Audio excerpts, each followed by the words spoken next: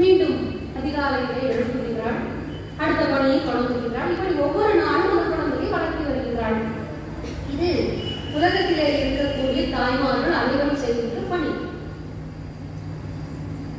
உலக அன்னை நம்மை வளர்த்திக் கொண்டிருந்தாள். எப்படியெல்லாம் வளர்த்தினாள் என்பதுதான் வேதித்து நம்மை வளர்த்தெடுத்த பெய்களை.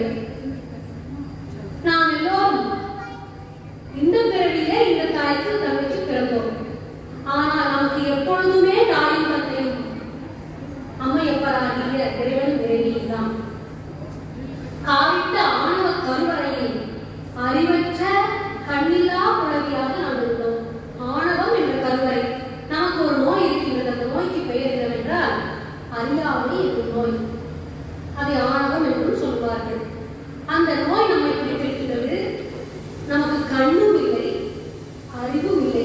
இப்படிப்பட்ட ஒரு குழந்தை கருவறையில் கிடைக்கிறது. தாயின் கருவறையில் கிடப்பது போல நாம் கேவலத்திலே கிடந்தோம். கேவலம் என்றால் ஆணவம் என்று பொருள். அப்படி நாம் கட்டுண்டு கிடந்தோம். நமக்கு எந்த கருவிகளும் இல்லை, உலகமும் கொடுக்கப்படவில்லை, எந்த விதமான அறிவும் இல்லை. அப்படி இருக்கும் பொழுது நம்மை இந்த பிறவியிலே பிறப்பிக்கின்றாள். இந்த தாய்க்கும் தகப்பனுக்கும் இந்த இடத்திலே, இந்த பூமியிலே, இந்த குணத்திலே இந்த விதமான அனுபவங்களை பெறுவாயாக என்று பிறப்பிக்கின்றாள். வெளியில் விட்டு அதற்கு பிறகு தேவையான வினைகள் மாயை என்பதையெல்லாம் நம்மோடு கூட்டுகிறாள். என்னென்ன வினையை அனுபவிக்க வேண்டும், எவரவர் நமக்கு பிறப்பினராக இருக்க வேண்டும், எவரவரா நமக்கு எந்தெந்த வினைகள் நடக்க வேண்டும் என்பதையெல்லாம் நிர்ணயித்து தெய்வம் செய்து அனுப்புகின்றாள். அதற்கு இசைந்த பேரிட்டு அங்கு நமக்கு தாய் பேரிட்டால் அல்லவா நமக்கு அழகிய பெயரை எழுதினார்கள். தாய்மான சுவாமிகள் அதற்கு இசைந்த பேரிட்டு என்று சொல்லும்போது அதற்கு உரை சொல்லும்போது அவர்கள் சொல்வார்கள், இறைவனுடைய பெயரை வைப்பது பதிப்பெயராக வைக்க வேண்டும். குழந்தைக்கு இன்றைய காலத்திலே பாசப்பெயராகவும் பசுப்பெயராகவும் வைக்கின்றார்கள். பசுப்பெயர் என்றால் சிறு தெய்வங்களின் பெயர். பாசப்பெயர் என்றால் முத்தே, கண்ணே, தேனே, மணியே என்று வைக்கின்றோம். அவையெல்லாம் அழிவுகள், தற்காலிகமானவை. அவையெல்லாம் அவற்றினாலே ஒன்றும் விளைய போவதில்லை. பாசப்பொருள்கள் அவ்வளவுதான். பசுப்பொருள்கள் என்று சொல்லும்போது அவையெல்லாம் சிறு தெய்வங்களின் பெயராக மாறிவிடுகிறது. பதிப்பெயர் என்றால் இறைவனுடைய திருநாமம், இறைவன் அடியவர்களின் திருப்பெயர்கள் மட்டுமே பதிப்பெயர்.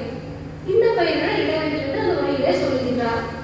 ஆனால் உலகத்தை நம்மை வெளியில் விடும் பொழுது நமக்கு ஒரு பெயர் வைத்தார். நம் எல்லோருக்கும் ஒரே ஒரு பெயர் தான். சீவன் என்பது நம்முடைய பெயர். அவருடைய பெயர் சிவன். நாம் எல்லோரும் சீவர்கள். நமக்கு எப்படி இந்த உடம்பை மாதா நம்மை வளர்த்தி எடுத்தாலோ அப்படி நமக்கு அன்றாடம் அனுபவங்களை கொடுத்து கொடுத்து வளர்த்து வருகிறாள். பக்குவம் வரட்டும், பக்குவம் வரட்டும் என்று வெறக்க நிறைய அனுபவங்கள், நிறைய வினைகள் கொடுத்து கொடுத்து நல்வினையும் தீவினையுமாக நாம் ஈட்டியவை இன்னும் ஈட்டிக் கொண்டிருப்பவை என்று நிறைய சேர்ந்து கொண்டே இருக்கிறது.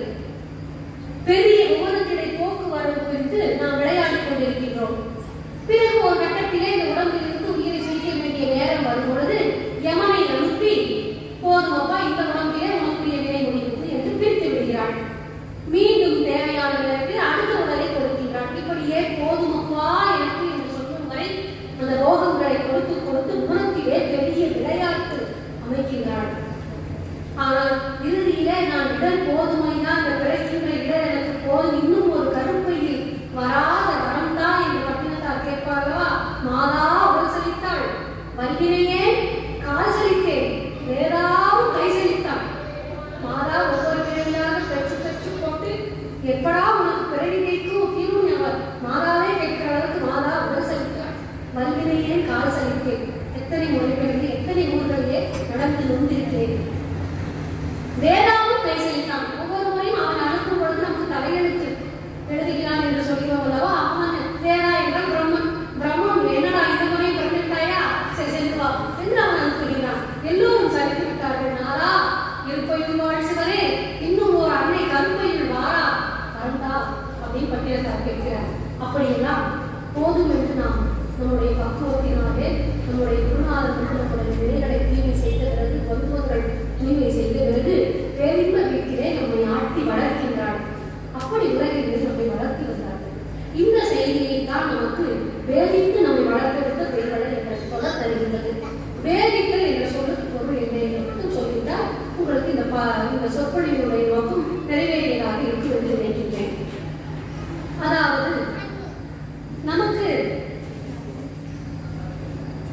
மறைப்பு ஆற்றல் என்ற ஒன்று இறைவனிடம் உண்டு.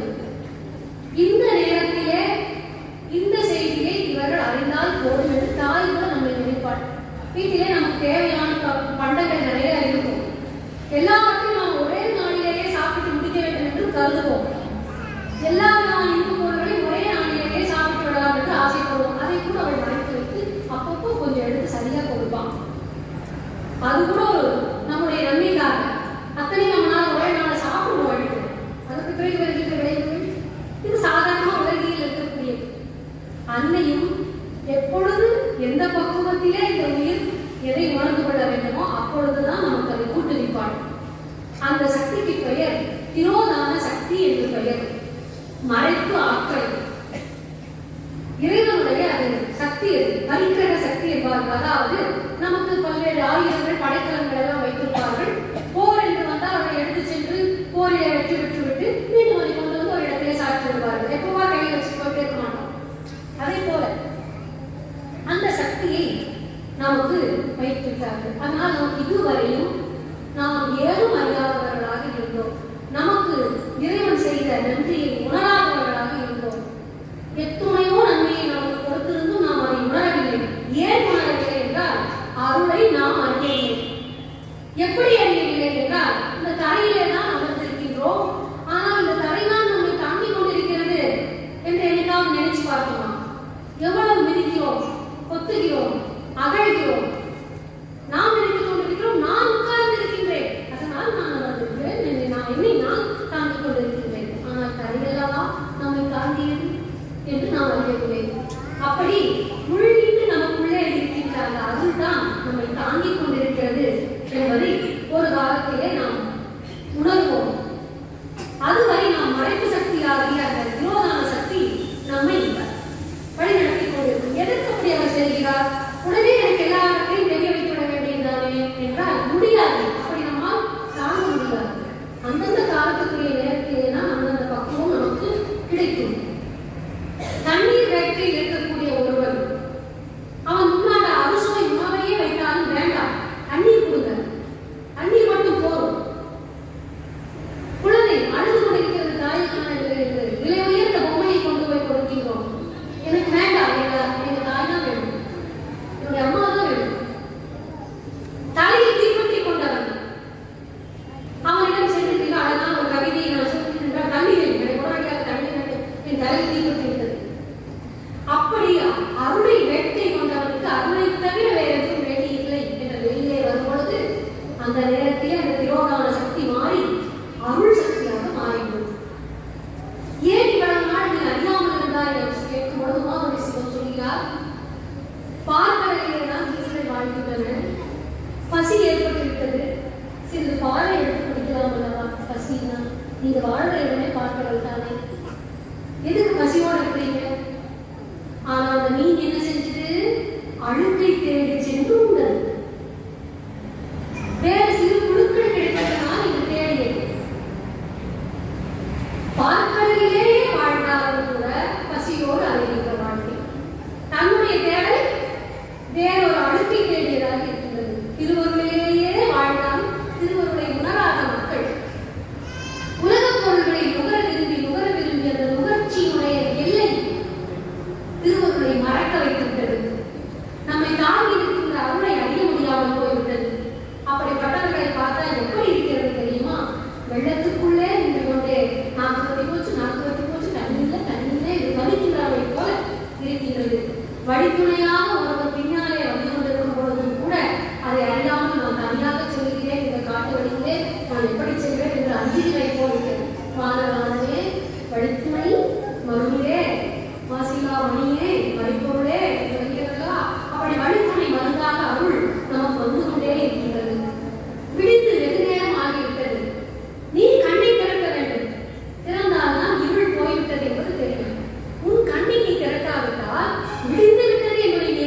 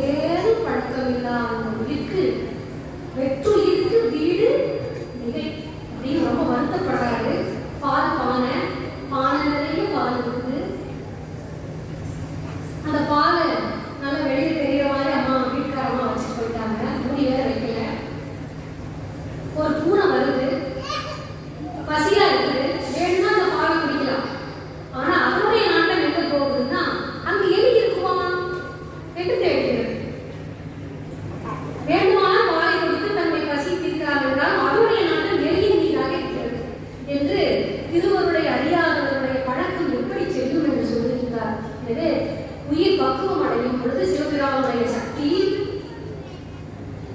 மறைத்துக் கொண்டிருந்த அந்த பறிக்கிற திரோதான சக்தியானது அருள் சக்தியாக நமக்கு மாறுகிறது. பாலினை கூட்டும் தாயும் சால பறிந்து, அந்த பாடல்கள் தெரியுமா?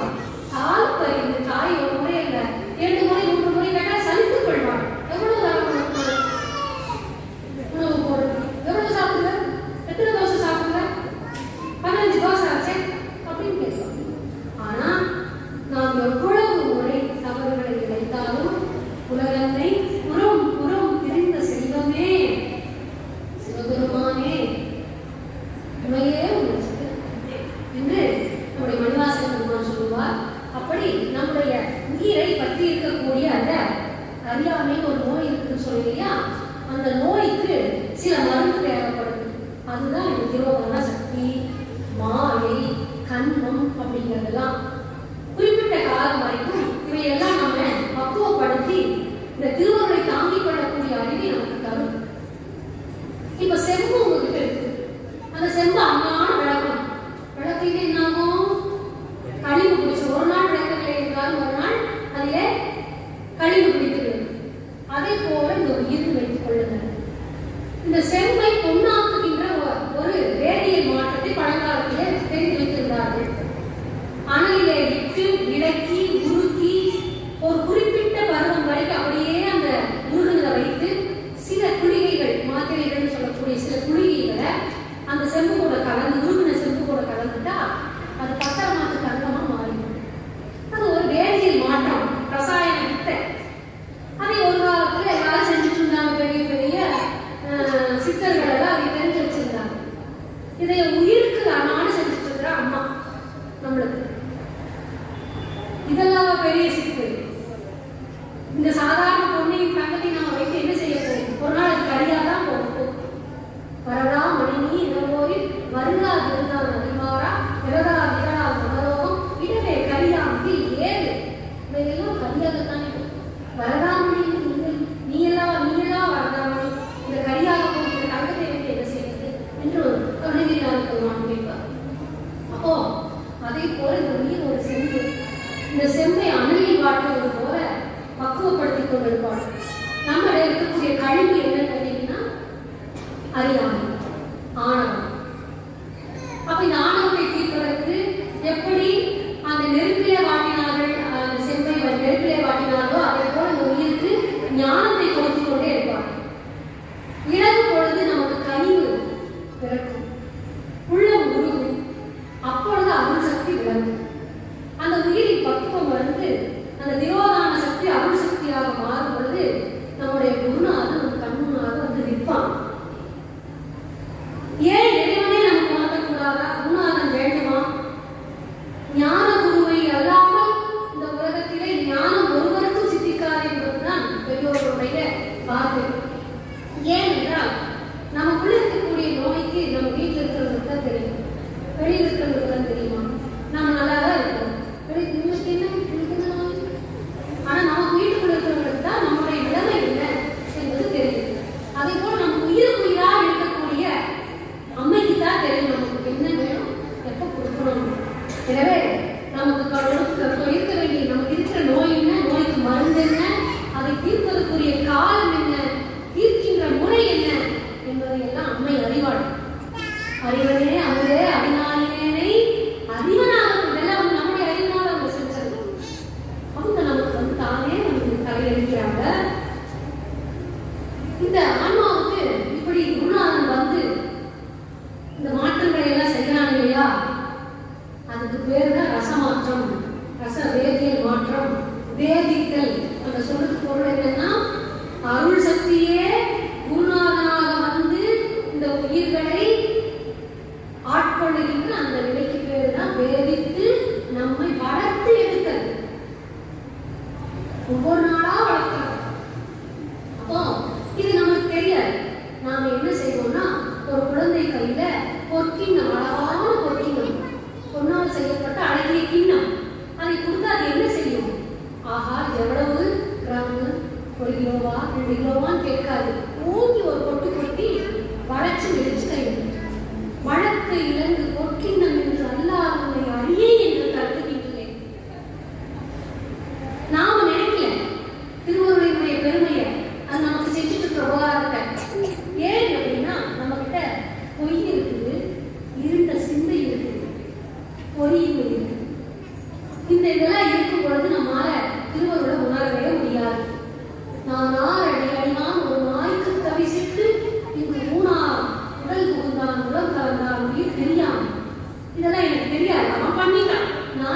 தரிசித்ததை போல் ஒரு நாயை அழைத்துட்டு வந்து அதற்கு மிகப்பெரிய பொன்மாலாகிய ஆசனத்தை செய்து அதை அமர வைத்தாலும் அந்த நாய் அதை உணர்ந்து கொள்ளுமோ? அதை போல இருந்துச்சு. நாம் அதை உணர்ந்து கொள்ளவில்லை. ஏன் இப்படி குருநாதனாக வர வேண்டும், இறைவனை நேராக வர வேண்டியிருக்கிறாரே அப்படின்னு நாம் அந்த அளவுக்கு இல்லை, பக்குவம் இல்லை. இறைவன் இப்படித்தான் ஆட்கொள்ளுகின்றான். இந்த உலகத்திலே மனிதர்களை ஆட்கொள்வதற்கு குருநாதனாகத்தான் சிவபெருமான் வருகின்றான். எப்படி என்று கேட்டீர்கள் என்றால், ஒரு விலங்கை பிடிக்க வேண்டும் என்றால் ஒரு மானை பிடிக்க வேண்டும் என்றால் மற்றொரு மானை அழைத்து வருவான் வேட்டைக்காரன். இந்த மானை பார்த்து காட்டுமான் வந்துவிடும், அதையும் பிடித்துவிடுவான். இது உலகத்துல நடக்கிற வேட்டை தொழில். ஒரு களிர் ஒரு யானையை பழக்க வேண்டும் என்றால் பழகிய மற்றொரு யானையை அழைத்து வருவான். அந்த யானையை வைத்து காட்டு யானையை பிடித்து விடுவான். நாமெல்லாம் காட்டு விலங்குகள். நம்மை பக்குவம் செய்வதற்காக நம்மை போலவே இருக்கக்கூடிய மற்றொரு உயிரை அழைத்து வருகிறான். அதற்காக அவன் சிவன், சிவன் என யாவும் தேரினும் காண்க அப்படின்னு சொல்றாரு இல்லையா? அருளத்து ஒருவன் அவனிலிருந்து ஒருவரன் ஆகிய அருளியதற்கு சிறுமையின் திகழாதே, நினைத்து விடாதே அவன் மானிடன் என்று சிவமே வந்தது அப்படி. எனவே அவர்கள் மாநில சட்டை தாங்கி வந்து நமக்கு செய்கிறார்கள். அப்படி ஞான குருவால் மட்டுமே நமக்கு அந்த ஞான பொருளை தங்கிவிட முடியும். நமது நோயை தெரிந்தவனும் அவன் தான். அந்த குருநாதன் தான் நமக்கு தேவையான உபதேசங்களை தர முடியும். ஏன் அப்படி தர வேண்டும் அவன் என்றால், ஒருவனுக்கு பாம்பு கடித்திருப்பது. பாம்பு கடித்திருந்தால் பழங்காலத்திலே ஒரு மருத்துவ முறை இருந்துச்சு. என்ன செய்வாங்க அப்படின்னா, கருட மந்திர பாவனை இருக்கக்கூடிய ஒருத்தன் கருடனை தியானித்து தியானித்து தியானித்து அவனுடைய மந்திரங்களை உச்சரித்து பாம்பினுடைய விஷத்தை இறக்கக்கூடிய ஆற்றலை பெற்றுவிட்டவன். அவனுக்கு பேர் என்னன்னா கருட பாவனை உடையவன். அவனை அழைச்சிட்டு வருவாங்க. பாம்பு கடித்தவன் அழைச்சிட்டு வந்த உடனே அவன் கருட மந்திரங்களை உச்சரிக்க தொடங்குவான். குறிப்பிட்ட நேரம் வரைக்கும் அவன் கருட மந்திரத்தை உச்சரித்தான் என்றால் விஷம் ஏறியவனுடைய உடலில் இருந்து விஷம் இறங்கிவிடும். இது உலகத்தில் இருக்கக்கூடிய ஒரு மாந்திரம் மந்திர முறை. அந்த மந்திரமாக நின்று அருள் செய்தது இறைவனுடைய கருணை தான். ஆனா அவன் அந்த பாவனையை வைத்துக் கொண்டிருக்கிறான். இது குருநாதன் நமக்கு செய்கிற வேலைதான். ஏன் அந்த பாம்பு கடிச்சதுன்னா, நேரா போய் ஒரு கருடனை வளர்த்தி வச்சிருந்தாங்கன்னா அந்த கருடனையே அழைச்சிட்டு வந்து அந்த பாம்பு கடிச்ச ஒரு வேலையே பெற விட்டாலும் இந்த விஷம் இறங்காது. ஆனா கருட பாவனை மந்திரமுடையவனிடம் இருந்து விஷம் இறங்கிறது. இந்த உலகத்தில் நம்ம பார்க்கிறோம். அதை போல சிவபெருமானே இப்பொழுது நேராக வந்து, அம்மா இங்கே வாருங்க, நான் உபதேசம் தருகிறேன் என்றால் அதை தாங்கும் ஆற்றல் நமக்கு இருக்கிறதா? அதை புரிந்து கொள்ளும் அறிவுதான் நமக்கு இருக்கிறதா? எனவே நம்மை போலவே ஒரு சிவமாக முன்னின்று நமக்கு அந்த கிரியைகளை எல்லாம் செய்து நம்மை ஆட்கொள்கின்றார். அதைத்தான் நம்முடைய திருமந்திரத்திலே கருடன் உருவம் கருதும் அளவில் பருவிடம் தீர்ந்து பயம் பெறுமாறு போல குருவின் உருவம் குறித்த அப்போதே திரி மலம் தீர்வு சிவனவனாவே என்று பாடுகிறோம். அப்படி திருவார் பெருமுறை மேயத்தான் என் பிறவி கருவை அறிந்தபின் யாவரையும் கண்டதில்லை அருவார் குருவும் ஆழவினான் அவன் வரவும் திருவாரூர் பாடி நாம் பிள்ளையம் கொட்டாமோ என்று சொல்கின்ற வகையிலே அவன் நமக்கு அருள் செய்கின்றான். இப்படி அருள் செய்யும் பொழுது நமக்குத்தான் இப்படி குருநாதன் நம் கண்முன்னாக வந்து அருள் செய்வான். வேதித்து நம்மை வளர்த்தெடுக்கின்ற அந்த கருணை குருநாதனாக வரும். ஏனென்றால் நமக்கு 3 மலர்கள் இருக்கின்றன. ஒன்று முக்கியமான மூல மலம். மும்மலத்திலும் முக்கியமாக சொல்லக்கூடிய மலம் என்றாலே குறிப்பிடக்கூடியது ஆணவம் என்று சொல்லக்கூடிய அறியாமை. அந்த அறியாமையை தெரிவிப்பதற்காகத்தான் நமக்கு உதவிக்கு கொடுக்கக்கூடிய மலம் என்றால் நம்ம பிடித்திருக்கக்கூடிய கர்மமும் மாயையும். இந்த நோயை தீர்க்கிறதுக்காகத்தான் அந்த 2 மருந்துகள்.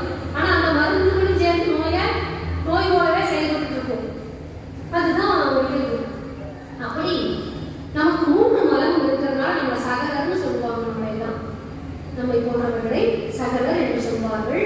3 மலமும் நமக்கு இருக்கின்றதா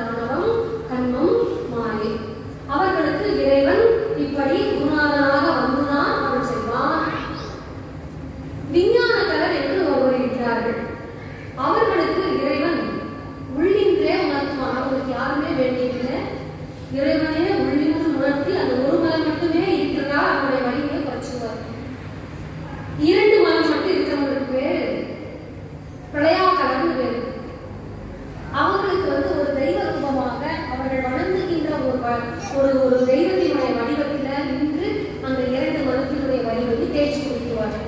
ஆனா நம்ம தான் 3 மதமுடையவர்களாக இருக்கிறோமே. அப்போ நமக்கு குருநாதனே தான் உபதேசம் செய்து நம்மை அந்த கட்டிலிருந்து வெளியே கொண்டு வரணும். குருவர்கள் இல்லாமல் நமக்கு திருவருள் இல்லை. நான் யார், என் உள்ளமா ஞானங்கள் யார், இறைவனை மதிமை என்று ஆட்கொள்ளவில்லை என்றால் இது எதுவுமே நமக்கு தெரிய போவதில்லை. ஏனென்றால் சூரியகாந்த கல் ஒன்று இருக்குது, சூரியன் இருக்கிறது. நட்டு மத்தியானம் 1 மணிக்கு இந்த சூரியகாந்த கல்லை கொண்டு போய் சூரியன் முன்னாடி இப்படி வச்சுட்டோம்னா சூரியன் பாட்டுக்கு சூரியன் இருக்கும், கல் பாட்டுக்கு. இந்த கல்லுக்குள்ள வெப்பம் இருக்குதுன்னு எப்போ கண்டுபிடிச்சிருக்கோம்னா அந்த சூரியனுக்கு அந்த சூரியகாந்த கல்லுக்கு முன்னாடி கொஞ்சம் பஞ்சை வைக்கும் பொழுது அந்த பஞ்சை என்ன எரிஞ்சு கொள்ளும். அப்போ நமக்கு தெரியும், ஓ சூரியனுடைய முழு ஆற்றலையும் இந்த சூரியகாந்த கல் வாங்கிவிட்டது, நெருப்பாகவே மாறிவிட்டது. ஆனால் அந்த பஞ்சை இருக்குது. நல்ல மணல், குதிக்கின்ற மணல். அந்த மணல்ல நம்மளால் நடக்க முடியுமா? முடியாது. இரும்பு சாதாரணமா கிடைக்குது, எடுத்து நம்ம ஒரு இரும்பு பகுதி இப்ப கூட எடுத்து அளவுக்கு போடுறோம். இந்த இரும்பு அனல்ல போட்டால் என்னவா மாறும்? அனலாகவே மாறிடும். இரும்பு ஒரு இரும்பு துண்டை எடுத்து நெருப்புல போட்டா அது என்னவா மாறும்? நெருப்பாகவே மாறிடும். நெருப்பு செய்கின்ற வேலையை பூரா அந்த இரும்பு செஞ்சு நல்ல உச்சி பொழுதுல மணல்ல சாதாரணமா உச்சி ஆக்கிது மனிதன். ஆனா உச்சி பொழுதுல அந்த மணலை நம்ம கால வேண்டா சூரியன் செஞ்ச வேலையை கூட அந்த மணல் செஞ்சோம். அப்படி இறைவனுடைய அத்தனை கருணையையும் குருநாதன் வாங்கிக் கொண்டிருக்கின்றான். குருநாதன் இறைவன் செய்கின்ற வேலையெல்லாம் நமக்கு செய்து கொடுத்திருக்கிறான் என்று நாம் உணர்ந்து கொள்ள வேண்டும். எனவே சூரியன் இல்லாமல் சூரியகாந்த கல்லிலே வெப்பம் தோன்றாது என்று சொல்வதை போல சூரியகாந்த கல்லின் இடத்திலே செய்ய சுடர் தோன்றியிட சோதி தோன்றியிடும் ஆரியனம் ஆசாரம் வந்து அருளால் தோன்ற அதிஞானம் ஆன்மாவை தோன்றும் என்று நமக்கு சொல்லுகிறார்கள். அந்த வகையிலே நமக்கு இந்த வேதித்து நம்மை வளர்த்தெடுத்த இந்த ஆற்றல் நம்மை இப்படியெல்லாம் வளர்த்து எடுக்காவிட்டால் நாம் இத்தனை காலமாக ஊனமாக நடந்து கொண்டிருந்த ஒரு நடைமுறை ஞானமாக மாறாது. ஊனப்பேர் ஒழிய வைத்தவா, ஞானப்பேர் வெளிய வைத்தவா என்று நாவுக்கரசர் சொல்வார். இப்படி எல்லாம் நடந்தால்தான் நிரோதான சக்தியானது அருள் சக்தியாக மாறுகின்ற நேரத்திலேதான் நமக்கு அருளின் வீழ்ச்சி, திருவருளினுடைய வீழ்ச்சி நம் மீது விழுகின்றது. அப்படி விழுந்ததனாலதான் நீங்கள் எல்லோரும் சக்தி பாதர்களாக எங்கள் முன்னாடி கொண்டு அமர்ந்திருக்கிறீர்கள். உங்களுடைய அனைத்து பேருடைய திருவடிகளையும் நாம் அனைத்து கொள்கிறீர்கள். ஏனென்றால் சக்தி பாதர்களாகிய நீங்கள் சரியை, கிரியை, யோகம், ஞானம் 4 செய்யக்கூடியவர்கள். அப்படிப்பட்ட நீங்கள் 2 பிறப்பாளர்கள். ஏனென்றால் உங்களுக்கு ஒரு பிறப்பு உங்கள் தாயின் வயிற்றிலிருந்து பிறந்தீர்கள், மற்றொரு பிறப்பு உங்கள் குருநாதன்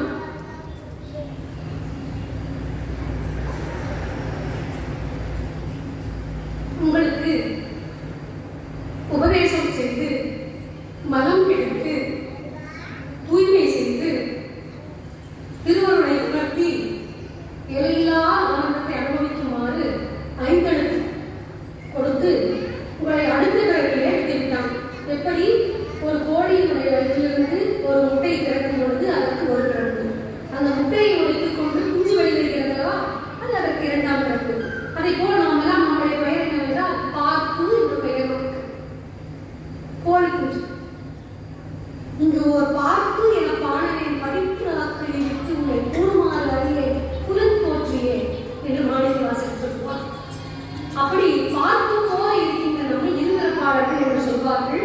அருளே உலகமெல்லாம் ஆழ்விப்பது, ஈசன் அருளே பிறப்பறுப்பது, அருளாலே மெய்ப்பொருளை நோக்கும் விதியுடையே எஞ்ஞாண்டும் எப்பொருளும் ஆவதில்லை என்று காரைக்காலமையார் அற்புத திருவந்தாதியை சொல்கிறார். உலகத்தின் ஒவ்வொரு செயலையும் அவர் அருளாலே நோக்கினார். சூரியனுடைய ஒளியானது இருக்கின்றது. சூரியனை பார்த்தீங்களா? பார்த்தேன். எந்த விளக்குல பார்த்தீங்க? சூரியனை சூரிய விளக்கிலே நான் பார்த்தேன். என் கையில் ஒரு விளக்கை கொண்டு போய் சூரியனை பார்க்க முடியுமா? சூரியனை கதிரவனை கதிரவனுடைய ஒளியிலே தான் தரிசனம் செய்ய வேண்டும். அவன் அருளாலே அவன்தான் அப்போ இறைவனுடைய அருளை இறைவனுடைய அருளாலே மட்டுமே தான் நம்மால்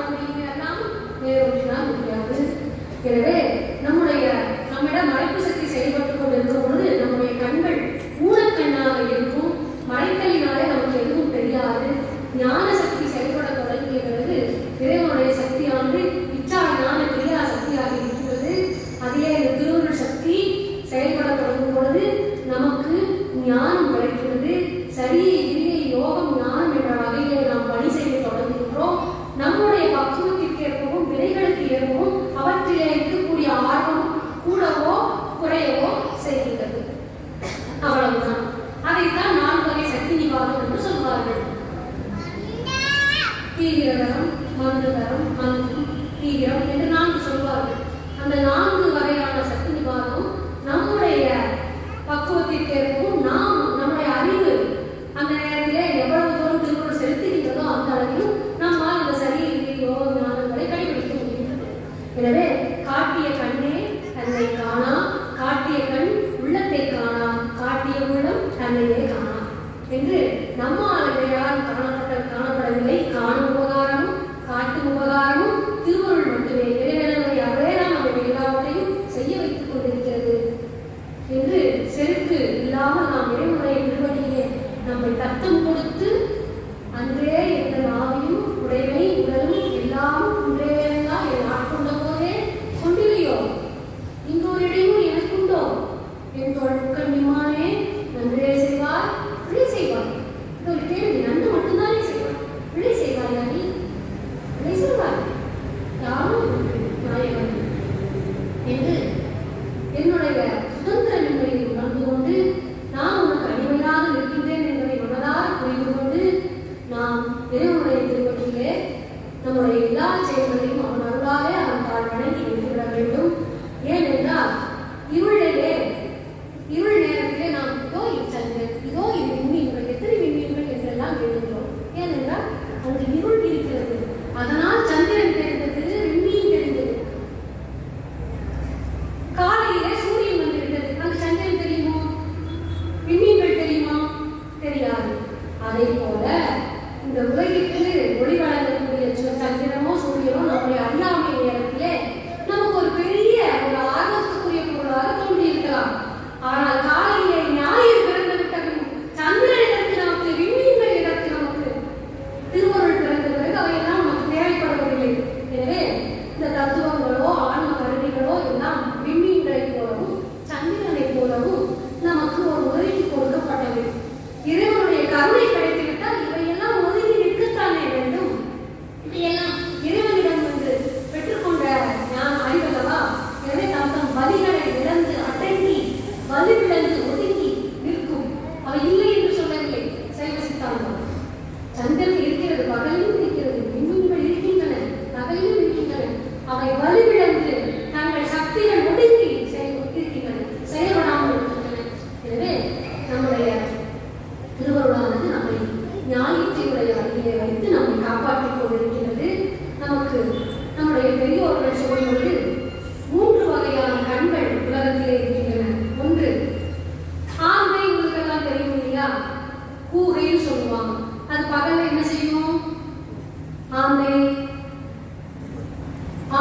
பகல் என்ன செய்யும்? தூங்கும், நல்லா தூங்கும். இரவு என்ன செய்யும்? குளிச்சு. அதற்கு ஏதாவது சூரியனால பயம் இருக்கிறதா? இல்லை. அதை போன்ற விழிப்புடையவர்கள் நம்ம கூட இருக்கிறாங்க, நாமளும் இருந்தோம். எப்படி ஆந்தையை விடுத்து பகல் சூரியன் தேவையில்லையோ, ஆணவத்திலே இருக்கிறவனுக்கு இறைவனுடைய கருணை பற்றி எதுவும் தெரியும். அடுத்தது மாங்க விழி, நம்முடைய கண்கள். பகல் நேரத்திலே ஒருவர் காட்டிவிட்டால் ஒரு பொருளை காண்போம், காட்டவில்லை என்றால் பார்க்க முடியாது. சூரியன் இருந்தால் ஒரு வெளிச்சம் இருந்தால் இந்த பொருள் தெரியவில்லை என்றால் கண்டு இருட்டாக